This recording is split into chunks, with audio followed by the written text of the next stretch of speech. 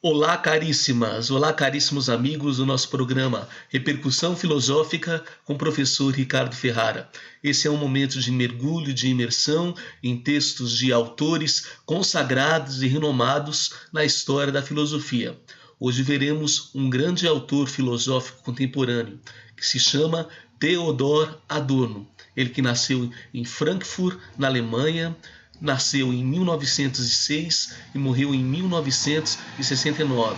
Nós veremos o panorama geral, a linha geral do seu percurso e seu itinerário filosófico e depois entraremos no texto do autor. Primeiramente, é importante notar que ele fez parte de um círculo de estudos que se chama Escola de Frankfurt, que também é chamada de teoria crítica. E ele fez parte desse grupo de estudos que não contava apenas com ele, mas com outros autores renomados, filosófico contemporâneo da época, como, por exemplo, o próprio Adorno, Horkheimer, Pollock, Marcuse, Fromm e Habermas. E a grande linha de estudo, a grande linha de pensamento, aí era o estudo das tendências marxistas. Era a leitura das grandes obras de Karl Marx, como, por exemplo, O Capital, Manifesto Comunista, entre os outros. E uma vez bebendo e absorvendo desse conteúdo de Marx, ele procurava aplicar ao seu contexto a sua realidade e a sua cultura.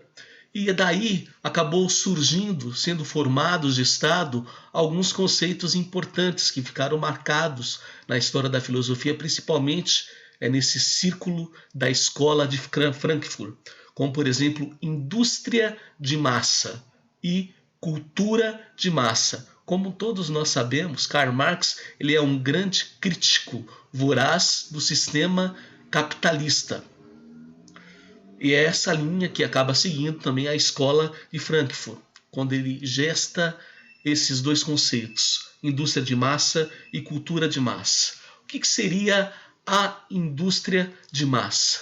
Dentro desse contexto capitalista, do contexto do capitalismo, há transformações de diferentes obras em produtos muito parecidos, padronizados, e isso se conta com a presença da tecnologia.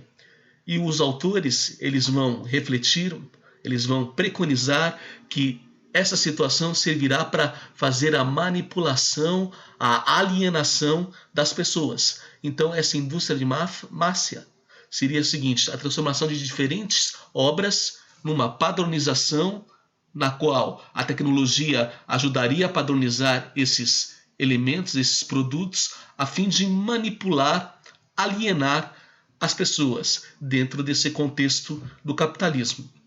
Agora, a cultura de massa seria uma maneira do capitalismo, uma maneira do sistema capitalista distrair as pessoas, entreter as pessoas, distraindo as pessoas das suas reais crises, das suas reais necessidades. Sabemos que o capitalismo produz coisas muito boas, coisas muito úteis, mas também produzem outras coisas que não são totalmente necessárias. Alguns autores até vão na linha que o capitalismo produz necessidades desnecessárias, muitas vezes.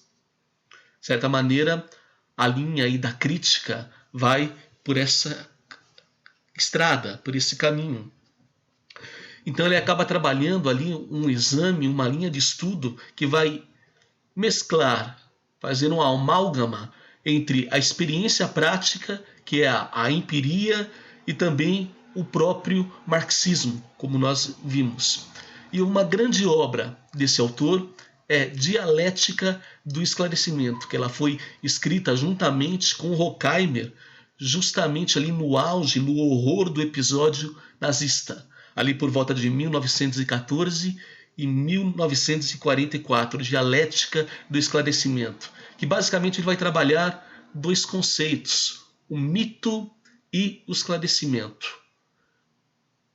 Ele fala que toda a história do conhecimento é uma tentativa, é uma passagem do mito ao esclarecimento. E quando se passa do mito ao esclarecimento, você não pode fazer isso de uma maneira isenta. Todo o progresso vai trazer um retrocesso. E todo o retrocesso, de certa maneira, vai trazer também um progresso aí. Claro que esse autor ele trabalha outros temas, como por exemplo a música, a arte e também a própria filosofia.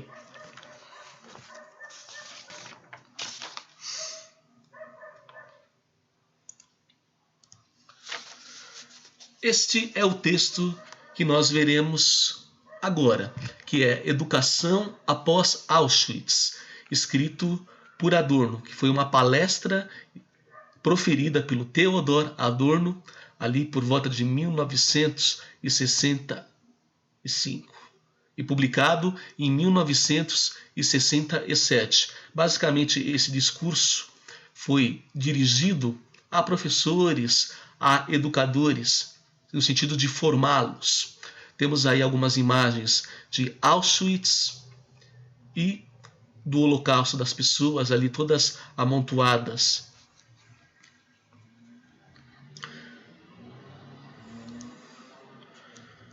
Então não veremos o texto por inteiro, veremos apenas o primeiro parágrafo, e nesse parágrafo eu procurei fatiar, deixar em pedaços bem pequenos para que a gente possa digerir bem isto. A gente entendendo bem ali o conteúdo, a essência do primeiro parágrafo, com certeza isso vai te capacitar para que você possa fazer uma leitura melhor, mais assertiva e eficaz desse texto Educação após Auschwitz. É interessante notar que nesse primeiro parágrafo ele dá as principais linhas, as principais bases que nortearão todo esse texto Educação após Auschwitz. Então vamos lá, sem demora. A exigência que Auschwitz não se repita é a primeira de todas para a educação. De tal modo, ela precede quaisquer outras que creio não ser possível nem necessário justificá-la. Não consigo entender como até hoje mereceu tão pouca atenção. Justificá-la teria algo de monstruoso em vista de toda a monstruosidade ocorrida. Mas a pouca consciência existente em relação a essa exigência e as questões que ela levanta provam que a monstruosidade não calou fundo nas pessoas, sintoma da persistência, da possibilidade de que se repita no que depender do estado de consciência e de inconsciência das pessoas. Então, desse trecho nós tiramos ali diversas teses principais do autor. Logo na largada, logo no início, ele coloca como exigência educacional que o Holocausto, o Auschwitz, não se perpetue, não se concretize, que ele não aconteça novamente. Nós sabemos que o Holocausto foi uma cena lamentável, horrenda, terrível, uma página negra e trágica da história da humanidade. Só para trazer alguns números para você ter uma ideia, que foram extintos, foram mortos por volta de 6 milhões de judeus, 7 milhões de civis soviéticos, prisioneiros de guerra poloneses não judeus, civis sérvios, até pessoas com deficiências, ciganos e até homossexuais também. Só para dar aí um panorama quantitativo de números, o que foi Auschwitz. Então, a primeira coisa, a exigência educacional, que Auschwitz não aconteça novamente no tempo e no espaço da sociedade. A outra tese é que não há argumento, por mais válido que possa ser, nada pode justificar esse horrendo episódio do Holocausto. Nada pode justificar a matança. Quer dizer, o vilipendiar dessa dignidade da pessoa humana. E nisso ele traz ali um estupor, uma perplexidade. Como esse tema do Holocausto de Auschwitz, ele foi obscurecido, eclipsado, deixado para trás, ou tem tido uma pouca atenção.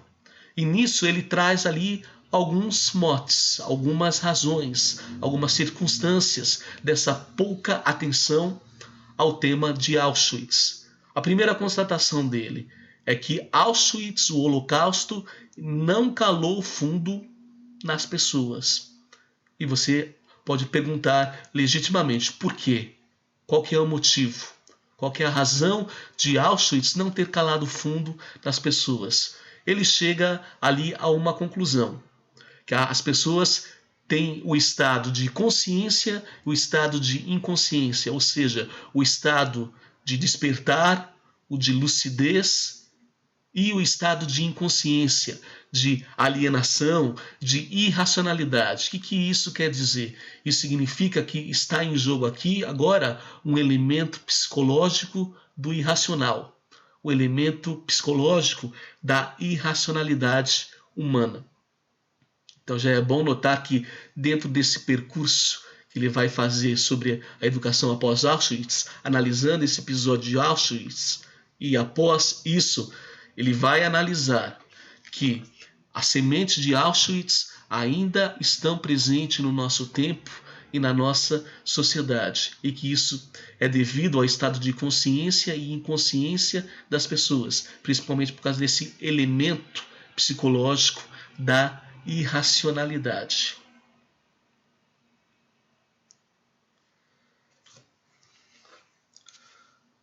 Qualquer debate acerca de metas educacionais carece de significado e importância frente a essa meta, que Auschwitz não se repita. Ela foi a barbárie contra a qual se dirige toda a educação. Fala-se da ameaça de regressão à barbárie, mas não se trata de uma ameaça, pois Auschwitz foi a regressão. A barbárie continua existindo enquanto persistirem no que tem de fundamental as condições que geram esta regressão. E isto que apavora. Apesar da não visibilidade atual dos infortúnios, a pressão social continua se impondo.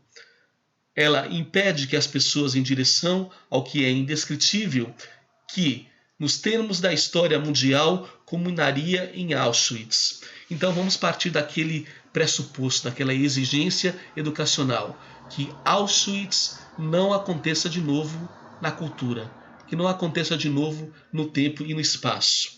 Então qual que é a consequência imediata disso que o autor vai tirar? E não adianta argumentar, não adianta forjar e debater sobre assuntos educacionais, sobre metas educacionais, se eu ignoro, se eu tiro do foco, se eu tiro do jogo essa questão de evitar um novo Auschwitz. Claro, evidente que o Auschwitz, o Holocausto, ele causou sérios danos à educação, sérios danos ao sistema educacional e que por si só foi um retrocesso. Mas ele fala, não é só uma grande ameaça, ele continua sendo a realidade.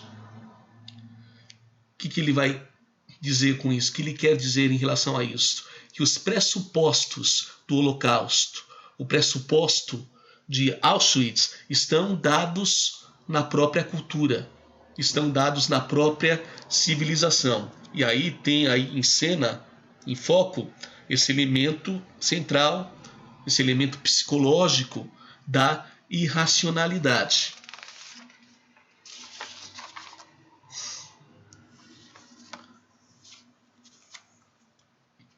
Dentre os conhecimentos proporcionados por Freud, efetivamente relacionados, inclusive, à cultura e à sociologia, uma vez mais perspicazes, parece-me ser aquele que a civilização, por seu turno, origina e fortalece progressivamente o que é anticivilizatório.